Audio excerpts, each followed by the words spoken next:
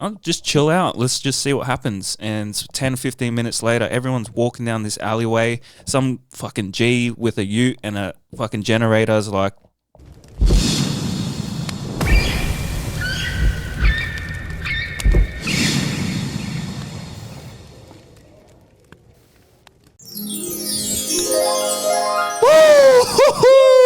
let's go, my boys. Cheers. We finally did it. I've been wanting to do this episode for a fucking long time. Long time, because for the past year on FireCast, I've been talking about the good old days and distortion and DJing, and everyone probably thinks I'm just some old cunt yarning. But now I've got the two boys that were a part of it, and we can finally talk about what has happened, how it is now, and things to fucking come. We are joined by No Sight. Tyson, thank you so much, man, as always, for fucking joining us. my pleasure. Thank you for having me. If you guys remember, Tyson did headline our very first ever Trip Jacket Mafia show. Great night. That was a fucking good night, man. That was night. a good night. And we are joined by my new co-host, Mr. Meegley. What's going on, baby?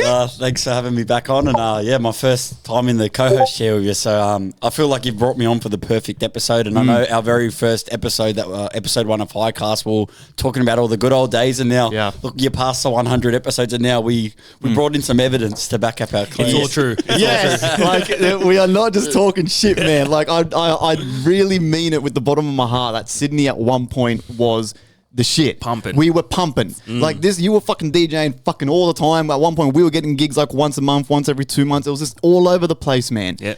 Shout out Distortion. Oh man. Oh, that was the best party ever, man. It's all right. Let's rewind, right? So No Sight. Yep.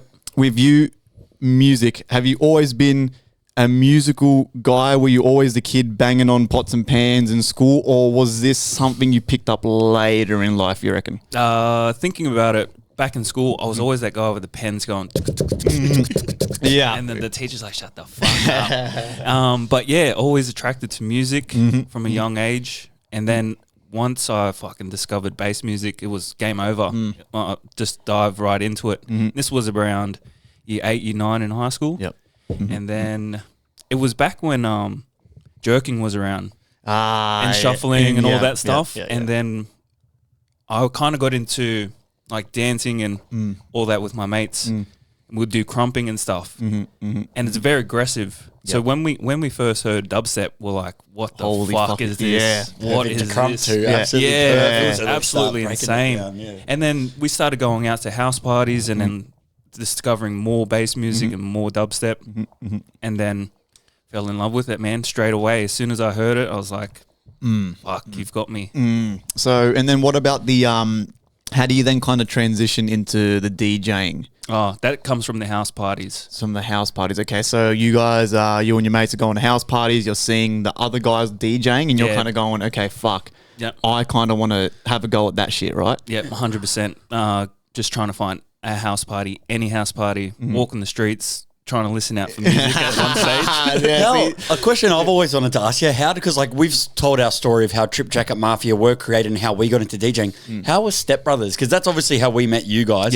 How was Step Brothers created? Like, how did that start? So we would always go to parties together.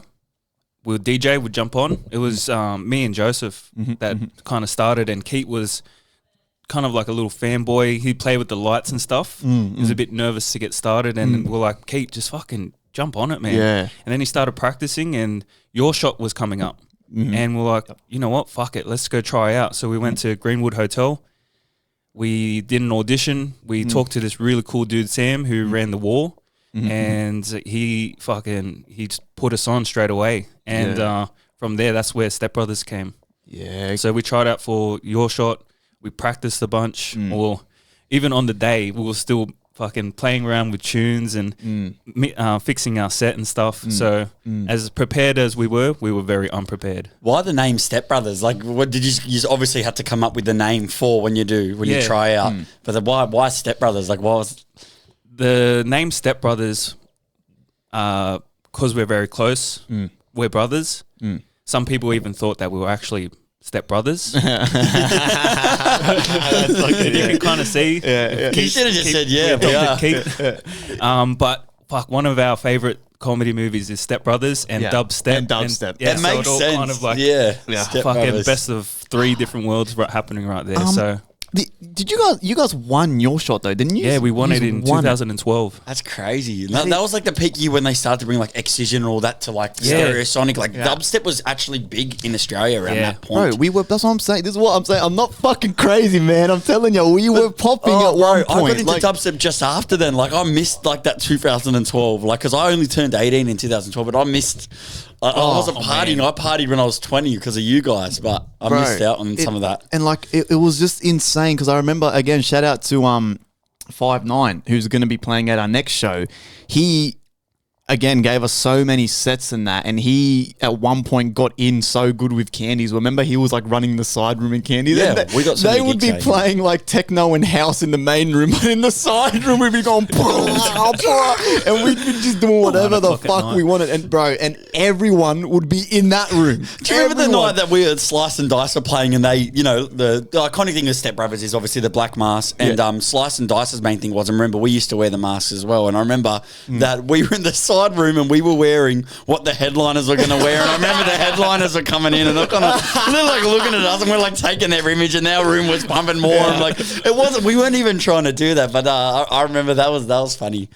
Nah, and that's the thing, and like it's so good now to kind of see that Sydney. We're kind of slowly now doing this again. We're kind of on that little incline. So just so for you, Tyson, just we've currently, before we kind of go back again, are you kind of still in the loop with a lot of things going on? Promoters, do you have shows coming up? Maybe you want to keep a secret. Is there things happening? I know you're doing the show with Manu or Manu. Manu. But is there other things you got kind of happening? Is there little whispers you're hearing, or are you kind of just taking it kind of show by show? Show by show at this point. Yeah, just sitting in the taking a back seat and just doing my own thing really.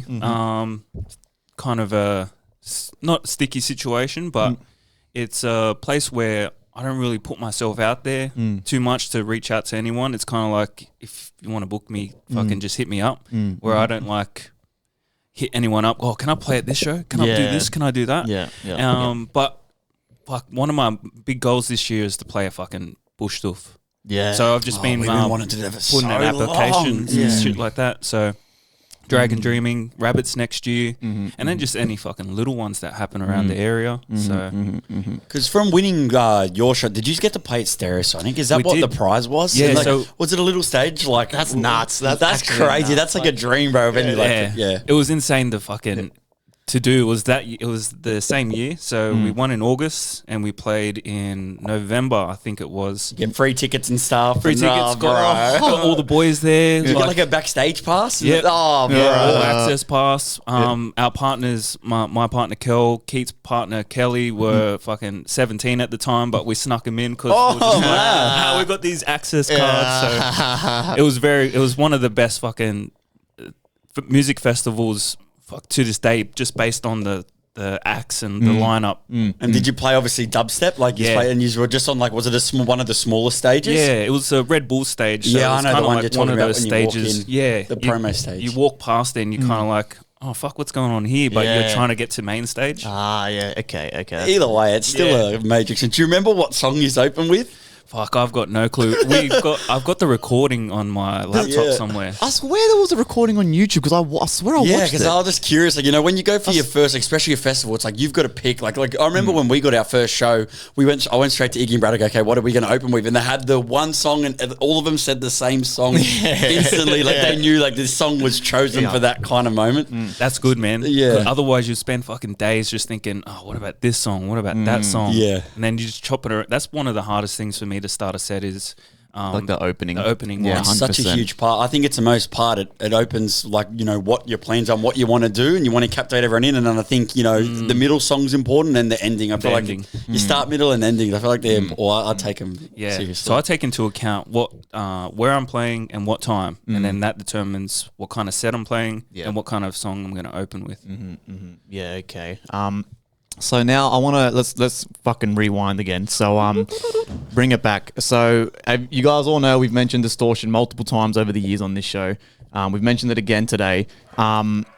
Distortion, as I've said before, it was this thing. Shout out Dan Distortion. He was putting on dubstep events, and it got to the point where they were so frequent. They were going monthly at one point at Club 77. Twice and all a month. At one point, Yeah. it was twice a month when he was absolutely pumping it. They And were they were at pumping. that in the uni, the place in is the Manning Bar? Manning Bar. Yeah, that's when they were doing twice a month. Yeah.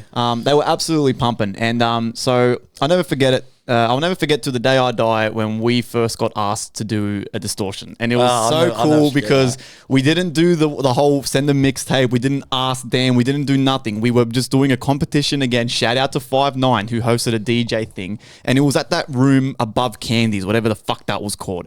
It was above the Candies. It was a pop-up club. It was a little pop-up thing on the roof, like not the roof, but like it was. There's a palm on tree top. in the set, Yeah. yeah. And I remember, and then of course we did our dubstep thing, and we had a room packed out because obviously it's your very first DJ set, your homies are there. It was like 50, 60 and we got people. 5 guys up. We had five. We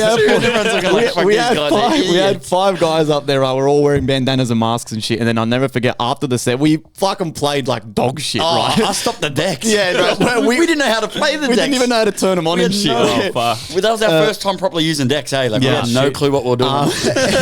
But our song choices were immaculate, and afterwards, I'll never forget it. Daniel Distortion just like come out of like the fucking curtains like Yeah, a like a ghost. movie. He just popped out of the curtains and just goes, "Boys, that was fucking sick. Do you guys want to fucking play Distortion?" And we all went, "Yeah!" It was like a victory scene at the end of a movie. We were going Yeah. nuts. Oh, I remember that day so well. I remember that emotion. I'll never that forget moment. it. And we It were was a all big deal. literally cheering and like Yeah. high-fiving and shit. He not only did he remember us, but he always was big on he will always support people that support the Oh, night. And that was his 100%. motto. Yep. And the fact that he remembered us coming to all the shows, he goes to the first thing goes, I didn't know you DJ'd. Yeah. And I go, well, nor did we. Like, Neither did fucking we.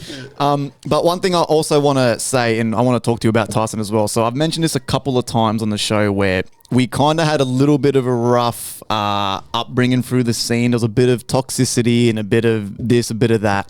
And it probably literally all started just from the fact that we had fucking 5 dudes up there and shit, right? we got a bit of shade. One thing I want to say is that I'm gonna fucking straight out come and say it. A lot of those DJs had their heads so far up their own asses. I don't give a fuck. I will just openly say, right, they were just fuckwits, right? But you and the Step Brothers were the only dudes who literally weren't like that. And you literally, if I recall correctly, you guys went to your house and you taught them how to mix and shit. You gave them a rundown. Yeah. Bro, Right? Yeah. Like, Yeah, 100%. Like, the thing is, we never, like, I remember the first time meeting you guys, we never ever really officially meet. We just knew you were in the scene, and we used to come to lots of your shows, and I remember you couldn't make it that weekend, but Yeah. we went out to Maitland. Yeah. And we went to Maitland, and we were there, and we're, like, front of the thing for their set, and then afterwards, we just kind of, I remember we were out on the brick wall out the side, and they were just talking like, I remember you boys, you're from the area, you come out and support. And from that day, like, we were talking and we hung out at that festival, but we never really properly met before that. Yeah. And then from there, every so then we started doing Distortion, we just used to keep meeting up. So it was like real, like, I guess, like an authentic kind of friendship. It was like, without being like, oh yeah, this is this guy, this is that. It was just kind of. well, that's what I wanted to ask for you is that, like, what did you think, like, you can be honest too, because obviously everyone's experiences are different, right? How did you think the scene was in terms of, like, that kind of shit back then? Because it was a big scene. There were a lot of dudes DJing. There was heaps of people from different areas in Sydney that were getting headline shows, and then you had dudes in side rooms, and then dudes doing this, dudes doing that. So how was kind of your experiences with that kind of thing? Kind of scene toxicity? Was it good experiences for you? Was it sometimes I feel like you'd be the dude where everyone just loved you guys, eh? Like, we had drama because We had dramas, we're man. obnoxious. Yeah. Well, we have 5 guys, and we're a little bit like, come Yeah. on, we're here, and we're bringing 50 people to shows. Yeah, you're bringing the energy too. Yeah, Like, yeah. fucking- And some people don't like people. that. People have been there for fucking years, just like, oh, look at these guys coming straight in and just like going pretty much straight to the top in regards to like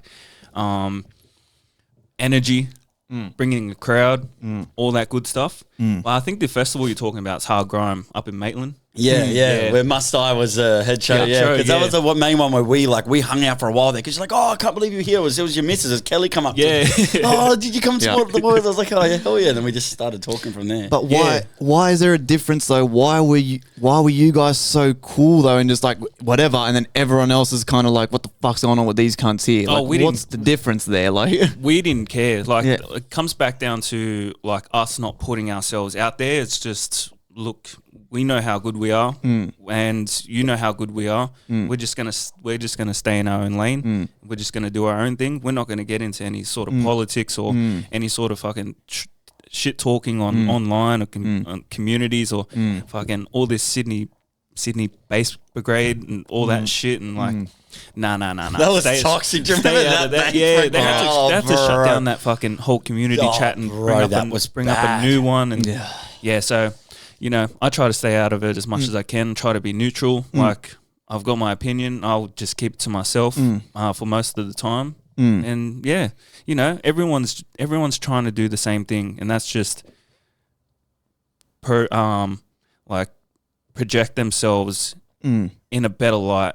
Every single time they're on stage, they just want to get better and better and better. Yeah. If you don't look, people have shit sets. People fucking have a little bit too much to drink or do a little bit too much drugs on the night because you think you can fucking handle it. And sometimes you might play the best set and there's 6 people there. But you know, you just got to do what you got to do. And I'm always a reflective person in regards to my set. So I'm my biggest critic. So whatever you have to say, I've already fucking found that, and I've already found 3 other things I didn't like about the set. Even if it was I didn't bring the bass up quick enough, all these little minute things. So and that's why I fucking love you, dude. That's why I fucked with you guys so much, because on top of just being great DJs and us always coming to watch yous and froth the sets, yous were just fucking chill, fucking good dudes. And yous, instead of just being toxic cunts, yous like, yeah, fuck it, we'll come fucking show you guys how to mix. Like that's and all. Our first set we had for Trollface and Distortion, I remember the 3 of them all come. They come a bit earlier because their set was on late, and they come a bit earlier. They watched us debut. But shout out, like, I feel like even though we might have had some problems back in the day, there were some guys that I feel like after time, like, well, like Inochi was awesome. I loved him. Yeah, there was heaps of them were great. Anthony Alafaci and Nick. Like, there were some good guys that I used to love networking with. And, like, you know, a lot of those guys, we come together, and obviously, like, you know, your Guillotines and your Inochis, they were like, you know, Dan's right-hand man. Yeah. And those guys, like, I learned a lot off those guys too. And, like, some of them are just like you, like, or like you said, like, quiet, a little bit reserved. And I guess through time, because I was always I was always, like, the manager of our group. I was always the guy that was just running, like, just talking to heaps of people. And I feel like from networking, there was a lot of good guys in there. Even, like, you know, Chenzo as well. Like, shout out Chenzo. Yeah, Chenzo as well. I even know doing Subjective. He's doing good now too. Like, it's good to see that there are still some of them that are in the scene from those. Yeah, even back in the day, 2012, 2013, we're coming up 10, 11 years now. And it's crazy. Look, the OGs are still in there. You know, there's people who have, you know, want to spend their time maybe with their family or career, and they just put it to the side. But this is something I'm going to do for the rest of my life. And that brings us to my next question. So with you, like, quite clearly the people listening and watching can see and hear that you just love this shit. Yeah, like, regardless. So another little example is that tonight, right, you're doing a 3-hour set at Elton Chong's, the place where we had our first show. Yeah. And this was like a call up relatively last minute, maybe how much, 2 weeks notice? 2 weeks notice. For 3 hours, you guys don't understand how many songs you need for fucking 3 hours, bro. How many songs you got? Like, he's got a triple drops and there's all that. What's that, like 150 songs? I don't know, man. 200 songs? I've over the past 2 days, I downloaded fucking 513 songs. So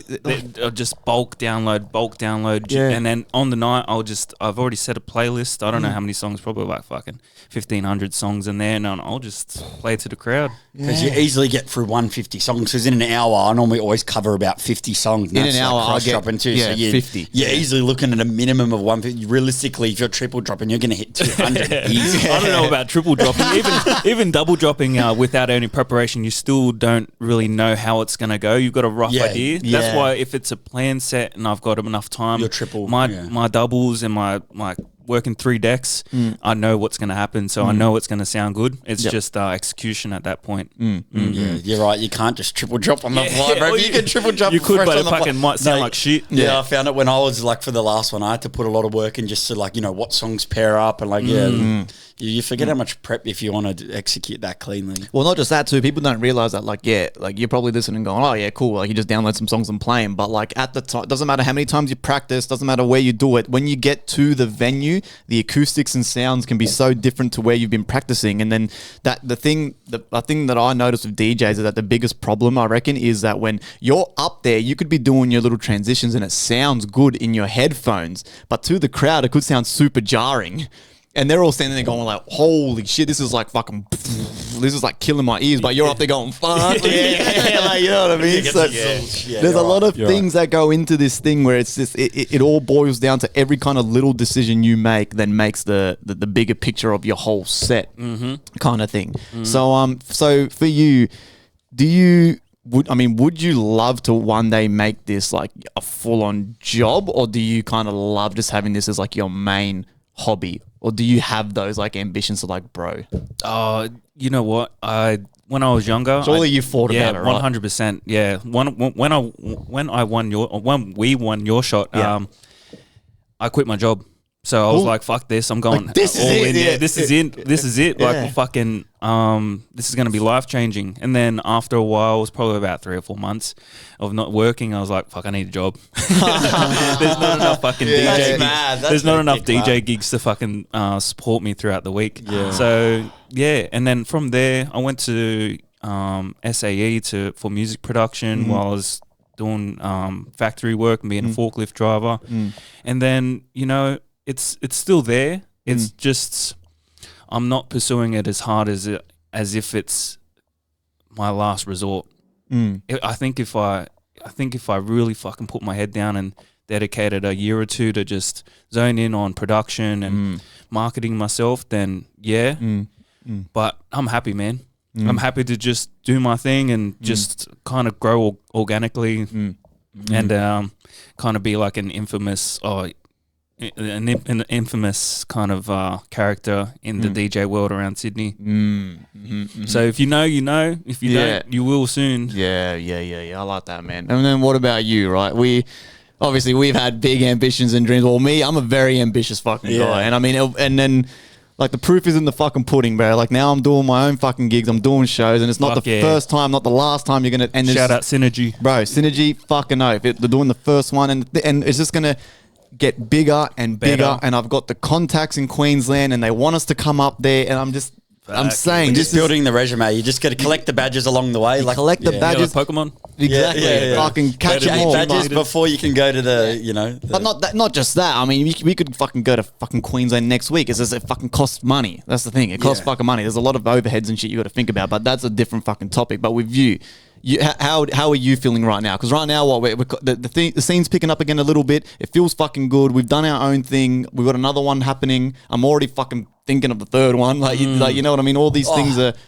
Where's your head at? I loved it because what I've always wanted to do, I've always enjoyed the most is I've enjoyed playing. I love the DJing part. Like that's my shit. Like you used to go to like the festivals back in the day and you see like A-Tones and all those guys. And a lot of those guys didn't used to produce. They used to just DJ. Because it's not like I would love to produce and like I'm so bad like with computer stuff. Like I've got like, you know. Oh yeah, you are horrendous. But what my strength is I'm good with the sounds. I'm good at making songs in my head and I can beatbox. So like I can do all those three things. Which we have done. We've done a beatbox track. We did a beatbox track. Yeah, which a lot of people didn't know that the song that you made was completely out of all the growls from my mouth. Yeah. Fuck yeah. But which I would love to do again. But just because I find it hard where I'm up to in like my life to put all that time into production. But I'd love to make music. But I feel like right now where I am, I'm happy that the shows are on. As I said to you, like I want to try and play on every show that I can and keep growing that way. Like I'd love to eventually jump on tracks and stuff with you. But hey, if we can keep doing this regularly, then that's something I can branch to. But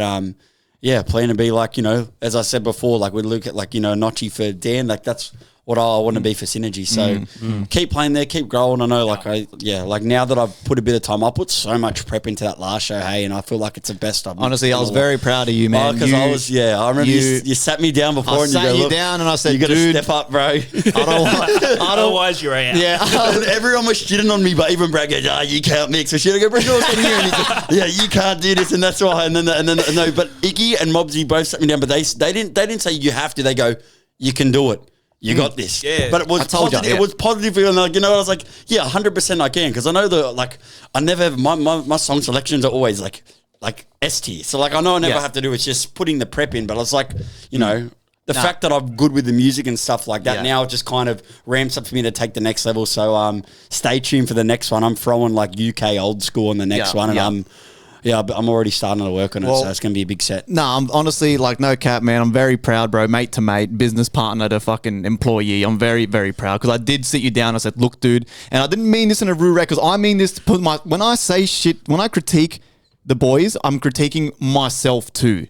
I'm not just saying, bro, like, I'm not saying I'm the fucking best mixer, bro. Like, fuck. What I meant was no more mixing how we used to mix when we were at Distortion. We were so like we were novices. Just a filter. All we did was we used just a filter, filters, play the song, and then sometimes I get it on the beat. Yeah, I was like, no more. I was like, that it was including to me. I was like, no more like that. I was like, we need to, if I'm gonna turn this into a fucking business and a show, we need to now start showing people what we got. And you need the resident DJs to be able, like, they're going to set your floor. Use on my top dude. So I need that to be strong, like the base of the tree. You can't grow the tree without that stump. You know what I'm saying? Yeah. So and it just come out so good. And the thing that I love too is that about our first show is that the amount of people that were coming up to me, and there was like such a toss up with who will like everyone, like there was like, I can't explain it. Like I heard so many different perspectives of that show.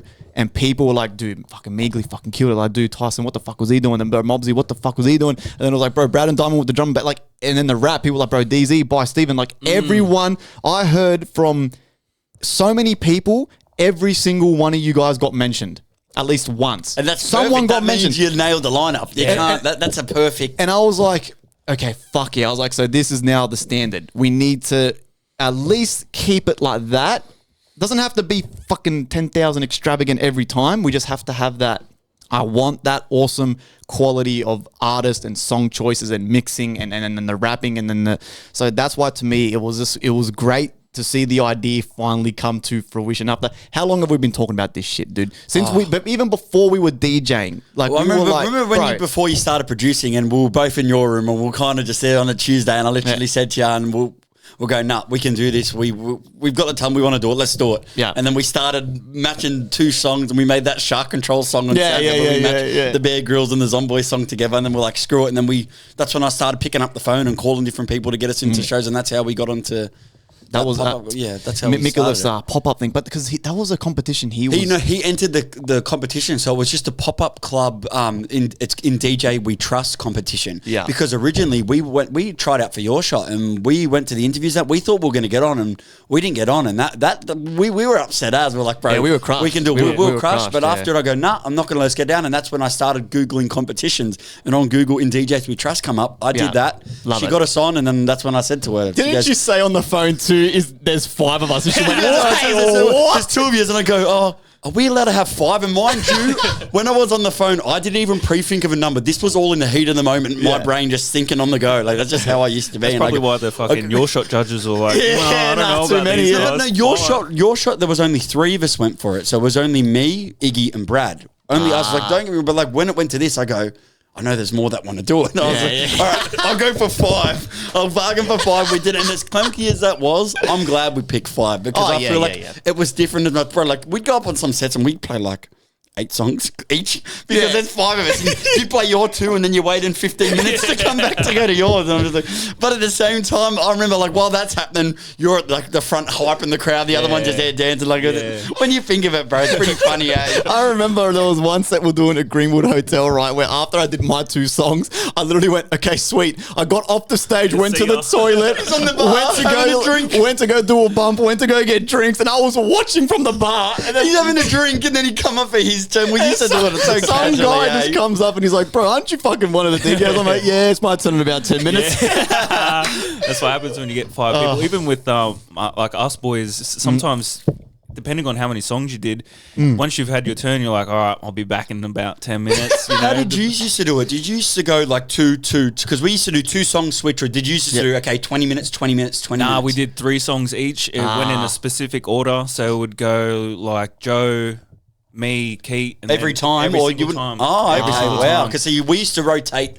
We used to rotate based on strengths that we thought we'd just rotate. We would rotate who was opening. So if I opened, then Joe would open. And if Joe opened, Keith would open. And then we'd just go from there. So you picked open and then they'd stay the same rotation. So you're always mixing after the same guy. Yeah, that's smart at the same time because you're used to the guy behind you. Yeah, we'd always be in communications with how our sets are going, maybe a week or two prior to the event, and be like, can you send me your track list or your last song that you're going to mix in? And then so you've got a song to fucking find to mix in your own tune. Yeah. So it kind of all fucking melted perfectly. Yeah. So that was the good thing about us is like, even though there's three of us, we fucking had our sets down pat. Oh, yeah, dude, 100%. I remember my favourite set from them guys was the Maitland Jow, and I remember they played an epic. They played Brain Freeze, bro, and they're going nuts, and they're swinging from the cages and the thing, and that scene was great. I was like, bro, this is a crazy place to play because it's like a prison riot, basically. Is what you recorded. And we were there, and I did the problem. I was like, oh, bro, and mind you, we were fucked. We were fucked up, and I remember watching that, and I was like, bro, this set is crazy. And then that was my favourite set by you guys. Man. That was awesome, crazy. Bro. Yeah. That was I was spewing. I missed that, man. Yeah, I can't even miss it. I can't explain how good that was. Such a good day, man. And they only did it once. Hey, I'm shocked that it was just a one and done. Nah, they did that year and then the year after. The year after, I think they did like fucking Seek and Destroy, and I'm not too sure. First lineup was huge. Like it was Must Die, Just a Gent. Like that was like the main reason we first were like shit Must Die. Yeah, Party back Thieves. then he was huge. Like that was a huge lineup. Party Thieves. What happened? What's the guys that used to DJ in the Iron Man mask? Infamous. Shout out Nate. Yeah, Nate. He's another one too. I used to talk to him all the time. I like Nate. I remember miss him. They said they played Bust a Gap, and I remember I still remember the songs that were played, bro. That's how tuned in I was back then. Your eyes were like full popping out. Because I was like the music fan. Like I was like the nerd. You know how in all those shows, there's a nerd that takes what he loves too far. I feel like I was out. I knew who all the DJs were. I knew all that they played. Like, but that just goes to prove though that like think of just how we are here, kind of fucking fangirling over music and sets. Like there is so many people just in Sydney who just love the music. And this is something that I was actually talking to with fucking, my business partner, Jimmy. Shout out to Jimmy, man. We were in the office the other day. And even when we were talking about like the whole synergy thing, even he was like, bro, he goes, it's so great that you're giving it a go because not just like that. He goes, there's so many people who just want to have a boogie. They just want to dance. And he goes, where can you go anywhere to do that anymore? I was like, dude, unless you go to the city, which don't get me wrong, that Synergy is at Marrickville, the next one. But like I said, even he said, he's like, dude, like just even me and my partner Sally, like the amount of times we're just sitting there on a Saturday, we're like, bro, fuck, we want to dance. Like how good would a dance right now? They don't have to necessarily get fucked up all the time. You don't have to drink.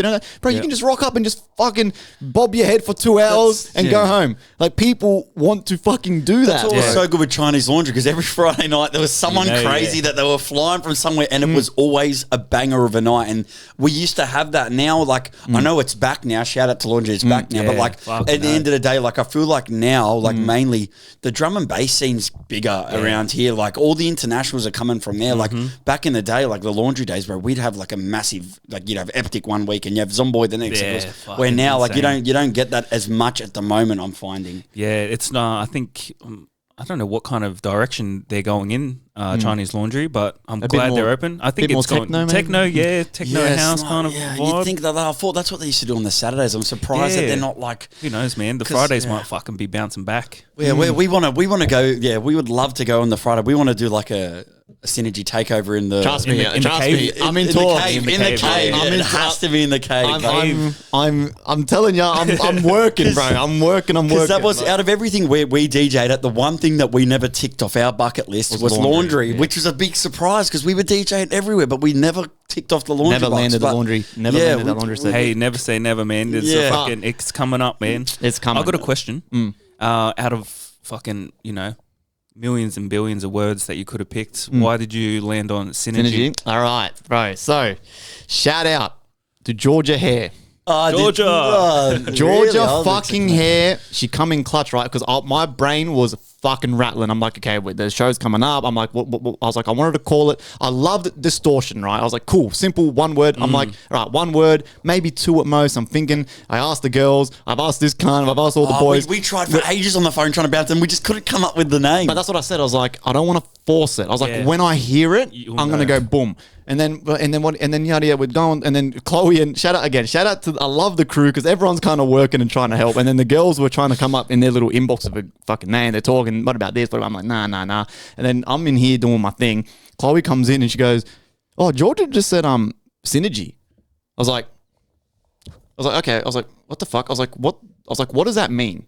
Like, what does that mean? Did you go and Google synergy? Yeah. Right? And then when I fucking Googled the fucking meaning, right? That's what fucking sold me, right? So I Googled the meaning. The combined power of a group of things when they are working together is greater than the total power achieved by working separately. And I just went, that's the one. I was like, yes. I was like, that's the one. That's exactly what we're doing too. So not only is it one word, it's a team thing. Yeah, you got to 3 do syllables. We're a team. Everyone's working together. Dee's doing this. The girls are helping me with posters. Chloe's doing this. We're doing the merch. I need this. It is a team thing. And when I read that, I was like, bro, fucking oath, man. I was like, that's the one, man. Tick the box, eh? Because you're right, it's not like it's just the DJs performing. Like, shout out to the rest of our Trip Checker Mafia crew. We're a big group, man, and we've always been a big group. And especially now that everyone starts to get in different relationships, and now then the group just keeps growing. Expanding. And even though, like, we're up there's people behind the scenes, like, like Tori and Ash, doing tickets. So, like, everyone's like working together. And at the same time, half the songs that I play sometimes are songs that people like McCann and that will show me. Yeah. So at the same time, you know what I mean? I'm not just playing stuff from me. I'm playing stuff that we've, found together. And then that's why I always say, all right. And I always drop a couple songs that someone else will show me, because it's like back in the day when I was listening to other sets and they play like one of your favorite songs, you go nuts, bro. Because I love that song. Yeah. So, I'll do that sometimes. I'll I know someone's gonna be there, so I'll play that. I'll play that song. I'm mixing it in. I can just watch the reaction. That brings one up. You wouldn't have noticed, Tyson, but I'll put a little Easter egg because I took it as a big deal when Iggy said that I was going to be playing a set before you. I was so excited. So I'll put a little Easter egg. The song that I closed on was a song when we hired you to DJ McCann's party ages ago. And there was I remember there was some guys were being dickheads and they put things on the decks and you had the shit. And then at the end of the day, you come back in, you were sweet, and Iggy played this song on the speakers. And you were outside, you ran inside and you go, bro, what's this song? I think I remember that. But I ended on this song. Sleepy Battery. Sleepy Battery. So that song I ended on to lead into you. And I was like, a little Easter egg. I was like, he's never ever going to know. But at the same time, I feel like it's an Easter egg. Yeah, I was like, I'm gonna chuck it in there, bro. I can't remember the song, but I know exactly what you're talking about. Yeah. And I just remembered that because I remember that's also what it is, because that happened before you played that Maitland show, so we knew who you were. Yeah. I don't know how it kind of transpired, but I think it was through Jack Taylor, because I remember I swear it was Smacky that said one thing. He goes, "Oh yeah, we can get it." We all wanted to chip in for McCann's birthday and get a DJ. I think it might have been. I think it was Jack Taylor. He hit me up and he was like, "Look, fucking, I don't know how you had the connection. You want to come fucking? I think because I met Jack through just going out and stuff. And then I don't know. I think he just clicked. He approached me one night and was like, "Oh, you're from the area?" I'll go, "Yeah, I'm from the area." And then we just became friends, and then friends on Facebook. And then he hit me up. He's like, "Do you want to DJ at my mate's party?" Next thing you know, it's in like this abandoned kind of house looking thing. That's our Bender house, bro. People throwing bottles through the window. I'm like, I gotta get the fuck out of here. Look, that was a real rowdy time for you to come, but it was more of a peaceful oasis. That place was, but I guess when you have a big party, furniture. The main house was the granny flat. Where do you go to a place? But I'll have so many memories in that place. And I remember McCann's birthday not too long ago. That was because they were selling that house, so we did a one last throw down there, build a stage, trash the fucking place. We built a stage, dude. Okay, I've got another question for you, Tyson. So let's talk about now the actual production of actual music in that, right? Have you, I swear me and you talked years ago, you were giving it a crack. Yeah. Did you, how far did you get? Have you gone down that rabbit hole? I've gone down the rabbit hole a couple of times and I'm thinking, hey, you know what? I'm kind of getting the fucking hang of this and I'm liking it. And then I just it just goes away, it fades away and kind of just, other things start popping up. But, it's always there. I've got it. It's just fucking putting in time at this point. And I've got a good ear. I know what sounds good. Whenever I hear music and it's a fucking good tune, I always imagine that I made that tune and I'm sitting in the room re-listening to what I just made. And that feeling that I always get, there's a perfection kind of part in in the way I work where I know I'm shit at this point. So I can't get over that hump of like being shit in regards to production wise. But I know if you just keep pushing and pushing and pushing, your tunes are going to get better and better and better. Cuzzy, man, I'm telling you, man, from experience, it's taken me almost 10 years to finally make something that I released. I was like, okay, this actually sounds hectic. Like 10 years almost. And a lot of people straight away go, bro, what the fuck? That's too much. But you've got to literally, what it was when I finally dropped the ego, and when I realized after about 6 years in, I was like, dude, I am ass. I was like, this is so bad. Like the mix is off, the masters are rubbish, the snare's way too soft. I'm like, dude. But it took 6 years of being shit and releasing shit tunes where it finally just clicked, and you just kind of go like Super Saiyan mode. And you go, oh, okay, what about try this, and then it sounds better. Yeah. It's sounding better.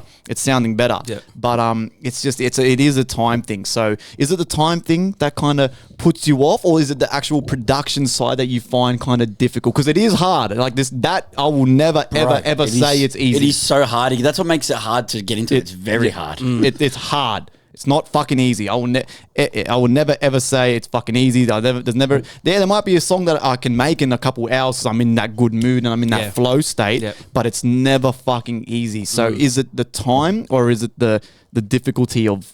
It's definitely the time, man. The time, 100%. Even when I sit down and I'm like, all right, let's go fucking make some shit. Yeah. I spend maybe 45 minutes max just playing around with shit, and I'm kind of get over it. And then I'm like, all right, I'm going to go work out or go download some tunes. But it's kind of getting into that flow state where I'm like, it doesn't really matter how long I've been here. I just need to fucking zone in. And that's what happens when I download music. I put my mix together. Yeah. I'm not even really thinking about time. I'm just like, I'm just doing it. And I kind of need to find that zen kind of space when I'm making music. And then what about from you? Because I know you gave it a decent go too. Yeah. Shout out to the crew, man. Mobsy, Brad, Diamond. At one point, you were all bro. I'll never forget, man. Like my fondest the noisy mechanics. My fondest memories were getting on benders and doing heaps of drugs, and all sitting there with laptops, and we're just making sounds going like beep boop, beep boop, boop. And we put drums over them and shit. I just had like sample tracks, and you just get in. But even then, like you're still learning. I remember that, like one bender was sitting around and. Everyone else was just hanging in the lounge room, and then you had we were making music separated into Brad's room, my room, and then we'll make an EP called The Noisy Mechanics. But like we're trying and we're learning, and we were all learning at the same time you started, but then we all started at the same time, but I kind of kept going, and you all kind of just went like boom. I'd love to get in it. I'm never ever going to shut that door, but it's just kind of the time's hard. You know what my career's like. It's hard. The time's hard, but I want to get back into it. And I said it to you before. I want to when we made that beatbox song. You're a million times better than before. I want to try another beatbox song. I want to get that out there. And we don't even tell anyone it's a beatbox song. You can just try and guess. I guess you'll know if it's a back-to-back Mr. Meegley. But at the same time, I'd love to get back into it, man. Because as I said, I've got all these ideas, songs in my head. But in my dreams, there's all songs. Like I've had dreams of like I'm creating songs, and there's songs that I've never heard before. And they're like crazy shit. I'm just like, dude, I've got them in here, but it's just like, how do I get that? It's just knowing the software. I'm so bad with software. That's my shit. That's why I need someone like this guy. 100%, man. And now that like you've got all these kind of academies and all these things on YouTube to kind of like explain it, you can just jump leaps and bounds in regards to how fast you can actually get there.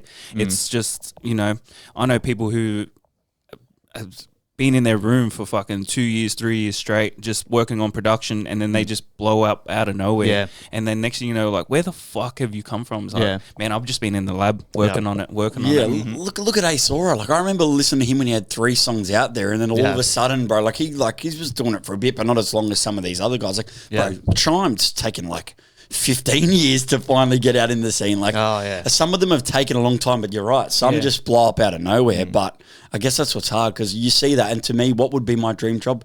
I'd love to be going over to Rampage, EDC. But come on, like that is just that tour. I would just want to tour the rest. And I feel like if we ever got to a stage where even we were touring around Queensland, that while we're on our tour buses and trips, 100%. I think that's when I'll 100% get back into it. But because then your time is basically music at that point. You're not finding the time to do music at that point, where we've got all the time in the world. Like, because we obviously.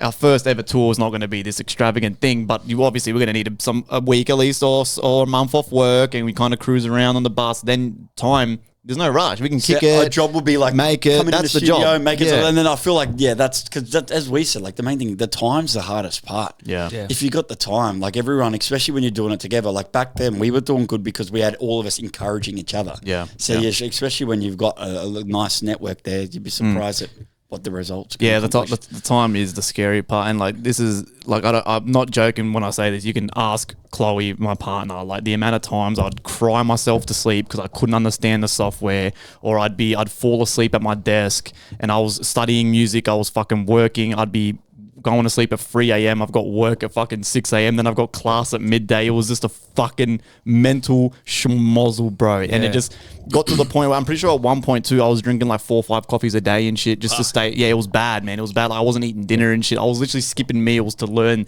that bullshit. But I'm so glad I ended up fucking sticking to it. Yep. But it is very daunting and fucking scary, and I do understand why people kind of give it a go and go, whoa, man, because you need it. It's not one of those things like it's not a hobby that you can just do for 30 minutes kind of cool. No, you need to fucking sit down and fucking focus for at least a couple hours but to do anything. It's not just a fucking 10 minutes, oh, okay, I'll come back to it. It's like, bro, boom. 100%. And I'd say the majority of the time is just you figuring out where you want to do things within the program, like familiarizing yourself, knowing, oh, I want this base to do this. How the fuck do I do that? Yeah, exactly. You know, like you've got all these ideas, but you're just trying to think, you know what? I don't even know where to start. You're just like so taken back. People look at the decks sometimes, they're like, look at all these knobs and buttons, and but when you look at it, you're like, it's really not that hard. It's pretty simple once you work your way around the software or hardware. 100%, bro. I've got something that I come up with, right, that I want to try. Mr. Meegley, can you do me a favor? Can you get out your stopwatch, please, on your phone? We're going to do, Tyson, for you. I've got 10 questions. We're going to try and answer them in 1 minute.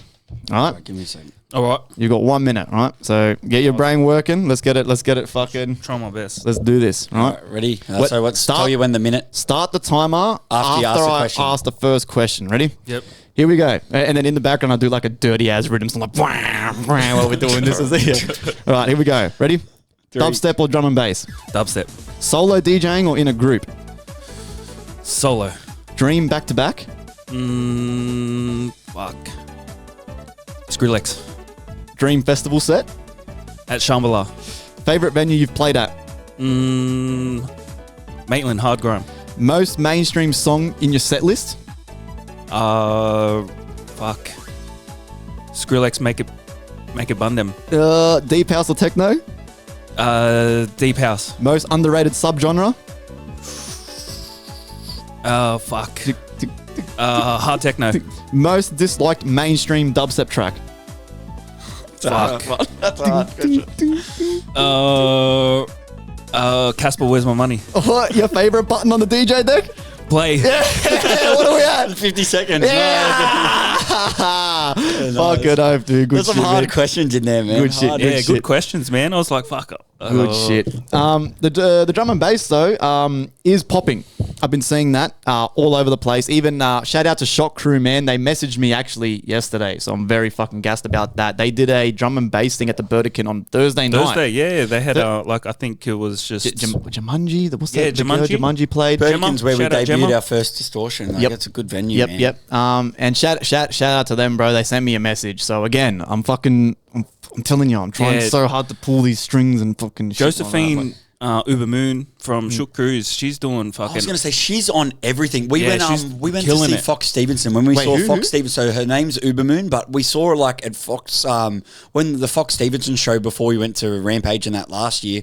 She was playing before, and that was the first time I seen her properly play. She kills it, man. Yeah, she's doing good, man. She's doing good things for the scene in regards to like putting people on at the Schmear events. and Oh, is all she the- running it? Yeah, Is she- well, I didn't realize know it if was she's her running. Well, she's solo, on but everything, bro. she's I don't know if she's got a team behind her, but she's fucking killing it. I DJ'd at one of the first ones there at I think it was the Birkenton Hotel on Oxford Street. So yeah, shout out to her. Shout out to all the people DJing there. Yeah, I'm glad that Laundry's back, and you know it's kind of opening up more to all these bass events and shit like that. So Uber Moon. Uber She Moon, played yeah. before Fox. Yeah, so do you remember the Fox Stevenson Delta Heavy, and you come to that night, didn't you? Yeah. and and Used. Yeah, she played before Fox. Fox was the first. Oh no, she played before Used. She's chick, 2 ponytails. Yeah, got a little Fringe. Yeah, Yeah, right, plays like Yeah, a mix see- of like drum and bass and dubstep. As I said, I'm always very alert when I'm at these things. Yeah. I study who everyone like. That's, Yeah. that's just me, but like, Yeah, that's good. I doesn't notice, but Yeah, okay, yeah, interesting. you're right. Drum and bass is growing, man. Because I remember back in the day, it was always just the one solid drum and bass, and now like I've got into drum and bass because they've got of course. How good is it? Yeah, I how good is gravitate it? towards the melodic Yeah, side of drum yeah. and bass, of course. But like, it is such a big scene now, and like I love. There's so many different subgenres in drum and bass, bro. To me, when I want to break from the dubstep, I'll just go listen to the melodic stuff yeah. where it's just the vocalist, bro. Yeah. The vocalist is the main part of the song, and then the back, Yeah. like just in the back. It's everything in that tempo sounds amazing. Doesn't Oh, matter what it is. bro. Doesn't matter what it is. You could literally just make a fucking on FL Studio and you put the and it sounds hectic. I'm like, oh shit! Like When you asked dubstep or drum and bass, I was like, oh, fuck. But I got to stay to my roots, man. I got it Yeah. fucking tattooed on the side of my head. So, you know, I fucking fell in love with it. But close On second, dubstep home bass, D yeah. and B. bro. Yeah, yeah. Yeah. I do love my dubstep though. Sometimes I can never ever oh, shake it. Like I feel like I've never ever played a full drum and bass club set at all their house parties. I go to drum and bass so much when we do our house parties. Yeah, 'Cause but another at thing an is- actual set, you haven't It's done good it to yet. switch it up, you know, especially if it's just dubstep. Yeah. Like, switch up the fucking BPM, switch Yeah. up the tempo. Yeah. Because the crowd loves that shit But too. that's good with the shows too. We've got so many different options to go back to back. Because I've been saying, we were saying it ages ago back in the distortion days, bro. We've got to get a back to back cranking one day, bro. Old school Trip Jacker Mafia said back to back no side. That's Yeah. I was going to say, it's going to be in the works. Trip Tracker We've been talking Mafia about with it Step ages. Brothers. There's like Nah. 8 people on the stage. No, we would do. How crazy would that be? At a big ass stage. At one point, we Trip Tracker Mafia, it was me and Iggy would just DJ, and we were always Yeah. maybe the two main ones kind of DJing, and then like the other ones would like step in, step out, and we just hit stuff each like- other with chairs and Yeah, shit. but that leads me into a question that I wanted to ask you, Tyson. What is the chances of Step Brothers making like even just a comeback show?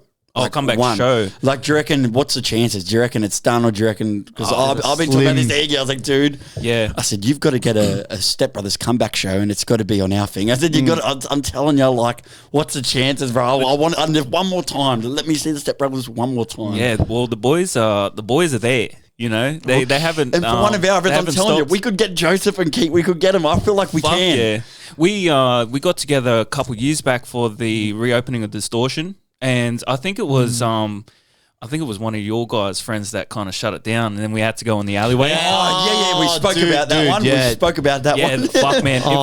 It was apart from DJing at Hard Grime at Maitland Jail, I'd say that one was a close second in regards to like playing a fucking sick event because it got shut down.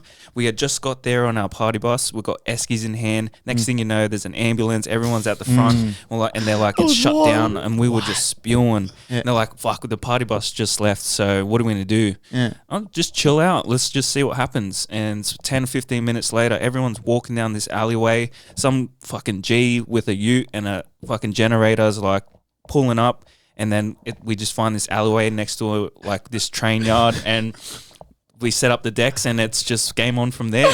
See, which was crazy because I heard that happened. Obviously, I missed it because I had to go with the ambulance. Like, Yeah, we yeah, had to go make sure our friend was okay, which Yeah. it was shit. And we felt so bad. It was like, oh, shit. But yeah. That was in Sydney, by the way. Someone pulled up with a ute in an alleyway. That's what I'm saying. That's we crazy. were, So what seemed like a missed opportunity ended up becoming a One of crazy the- experience for everyone else. And that I was so glad everyone Yeah. did that because like, oh, everyone else is going to hate us even more now. Far out. Shit. Shout out to whoever got blackout drunk or whatever happened because It was blackout you drunk. made a fucking very memorable night.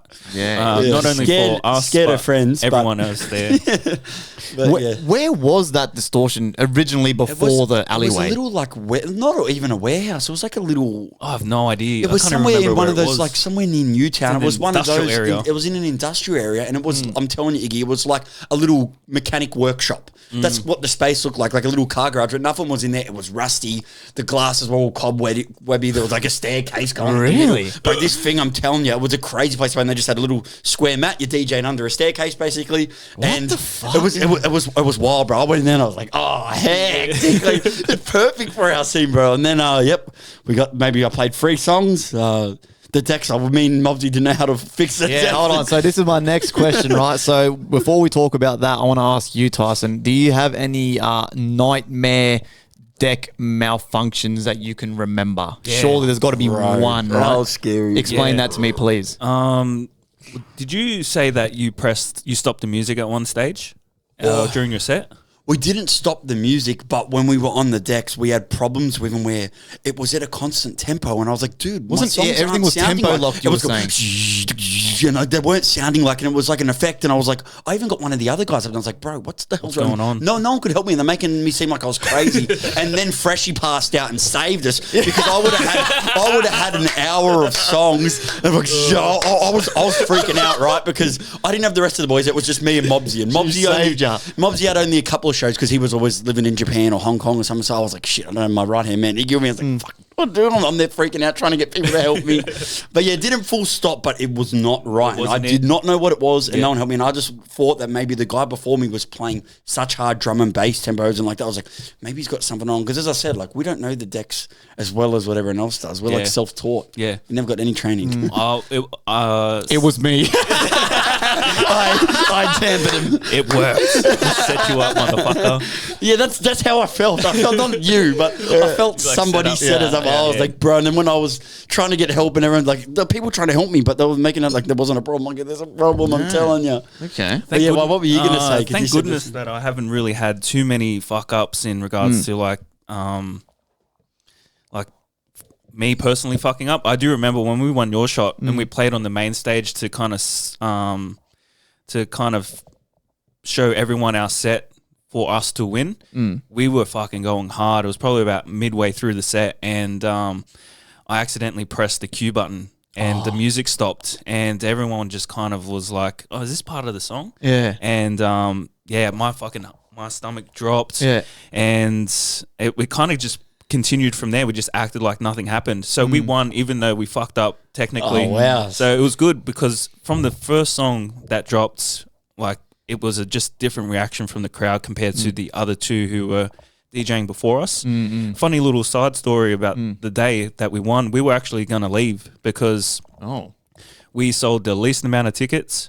We played the first slot of the day, which was the very, like, fucking no one's even there. It's just the judges listening. Oh, wow, I didn't know that. And you won. Yeah, so we played. Wait, what? The judges watched, and we just kind of chilled and just watched everyone else for the day. I think we left and came back, and it was probably about 7 o'clock at night, and this is a Sunday, and we're like, fuck it, let's just go home. We've got to get the fucking train. Yeah. And just as we were just about to go, they announced that we won our room. What the fuck? Out of the whole day, and then we... Were you surprised? Like, you just couldn't believe it? Man, we fucking shocked. Like, everyone was just hugging each other. We were at the back, and when we got up there, they started booing us a little bit. They were like, boo, boo. And fucking, I remember Joe. Because they didn't believe, obviously, because you had the least amount of people, like, tickets and that. They didn't believe that you should have won it. Yeah. Oh, bro, fuck those guys. I still remember Joe. He was just like, fuck you. and then we opened with I think it was RL Grimes' fucking remix of I can't even remember, man, but it was a fucking banger tune. As soon as we played it, we knew we won, and then we just played the rest of the set out. But that was probably one of the biggest ones. My USBs corrupted at the end of a set, and lucky enough, my boy Chibs, shout out Chibs, he just jumped on 15 minutes earlier and then just played a little bit more. Okay, so there has been actual malfunctions with like USBs and decks. Fuck a Samsung USB. Fuck a Samsung. Always SanDisk for me. SanDisk. Yeah, I found the one corrupted USB I had was a SanDisk, bro. Yeah, you're right. No, he was Samsung. Samsung. I was going to say one. Yeah. So I remember that happened to me once when we were DJing at Candies. I remember we rocked up. I rocked up, put the USB in, and it was just literally nothing. Everything was corrupted, and I was like, "Oh my god!" But we did used to always bring spares. Bro, I was real anal, and I was real like I'm a stress head, right? So I used to bring 4 USBs. I used to set up. I was like the mother of the group drive, and I'd come here. We'd have like 4 or 5 audio jacks in my back. But like, I was always prepared because I was always ready for shit to happen. But our first show, I was the first ever one in our group to press. I didn't press the cue. I pressed stop, I queued to the wrong it was during my song as well, you bastard. I remember the whole thing. This guy was angry at me for was about gonna 3 kill him. hours. I was going to kill him. It was a mistake, bro. Mind you, we had no experience. And then the only reason he got over it is because then Dan saved the day. Dan appears from the smoke and all that kind of shit. And then, because you made it, boys, and then but immediately just fucking over the moon. From there, he didn't care. We'll hug and he goes, "Yeah, we did it." But because the thing is, we practiced so hard. But obviously, that was the first ever time I was touching a DJ deck live, and then you fuck up. because I was so nervous and we were so prepared because we had our order practice. We practiced that run through about 5 times a day before, and like. Yeah, and then that happened. But well, we bounced back through it. And Iggy was upset because he got to play one less song. But but good things come from that set though. Shout out to Dan, man, as always. Like it was just great, bro. So another question I got for you, Tice, is what's one mistake you see up and coming DJs making? Not maybe necessarily while they're DJing. I mean more like in the scene, because obviously this job and hobby that we're doing, it's. Yes, the DJing's cool and we've got to get the sets ready and that, but it's also mostly about the networking afterwards, right? Yeah. Like you said, you got to support people. You got to show your face, because then that's how maybe the promoter comes and goes, "Oh, bro, that was sick. Do you want to do a set?" Yada yada yada. So, what mistake do you kind of see from up and comers? I guess more on that side, not more the DJing. I'd say that it's the kind of rush I think they're in. They want to kind of move fast. They want to get to the end very quickly. It's a very slow game, especially if you're not making the music yourself. Like, I couldn't imagine if we didn't win Your Shot, how the fuck we were going to get a set anywhere. I couldn't imagine it at all. But it was just fucking... Us winning Your Shot was our entry? Our entry ticket into it, because from there we got into laundry, and then from laundry we got into candies and the war on Wednesdays, and you know, and then everyone's just, it spreads like wildfire. But support the scene. That's the key. You got to support the scene, or like, people won't give you a go. With Dan and stuff, like he saw you guys all there just supporting the scene because you love music. We're there because of dubstep night, bro. We were just following wherever the artist was because we were so big into it. Because basically, when we weren't out partying, we were bendering in a house, listening to all these artists that we were trying to hunt to find. Yeah. The same thing goes for up in Newcastle. We like Royal Base. The boys from Newcastle would come down to the Distortion events, and then Gabe, shout out Gabe, he would run his own event, Royal Base, and then he would get us to fucking DJ up there. And I saw the same thing happen in Newcastle. You know, the boys who rocked up every event showed their support, and then, you know, they're like, "Oh, I DJ as well." And like, "All right, do you want to open?" You usually just start. You can't be beginning and expect to be headlining a show or playing right before the headliner. So you got to put in the work. There's no rush, and keep it simple. Try not to fucking overcomplicate it in regards to your set. Your marketing, kind of marketing yourself, and just be a fucking down-to-earth dude. Don't think you're better than someone because of, you know, this person, or I know that person. You know, egos have to kind of go at that point. Yeah, you got to just be you, I guess. I think that's the key thing. Yeah, like be you, play what you want to play, and then you'd rather get bigger and better off those bases. Some people are just naturals in front of the camera. Some people are just, they fucking poured out their energy into the crowd. Some people are a bit more reserved, you know, but they let the music do all the talking. Yeah. Fuck yeah, I fuck with that, man. So this is, again, how long have you been doing this now? A long time, right? Yeah, probably like I was maybe 16. So over a decade. There you go. So this is advice from someone who kind of knows what he's doing. He's been doing this shit for a while. So if you're kind of new, this is what I was talking about last week too on the FireCast after we did our show at Knox Bar. It's the support and the networking, and you have to show your face. Like, even if you don't want to be there, you've got to rock up and you've got to fucking sit there and you've got to watch and you've got to talk and you've got to fucking get photos. You've got to, Instagram, yeah, cool. You got to do that mingle, shit. bro. Mingling was huge. Like, how much mingling did we do? I guess we had a big group, so it was easier. Yes. I would scurry in the crowd. we'd all separate in different jobs, but yeah, you got to put the work in early. Or introduce yourself. Like, hey, I'm Tice. I've seen you a couple of times here at the shows. Just want to introduce myself. And then, you know, next time you go there, you fucking see. It's kind of like when you're at the gym and you just do these ones where you're just like hey. Yeah. And then you see him again, you're like, hey, what's up? Yeah. And then you see him again and you just fucking shake their hand. Next thing you know, you just ask them like how their kids are and shit. Yeah. Fucking hope. So you got to support the fucking scene, especially now more than ever when things are back on the climb for Sydney.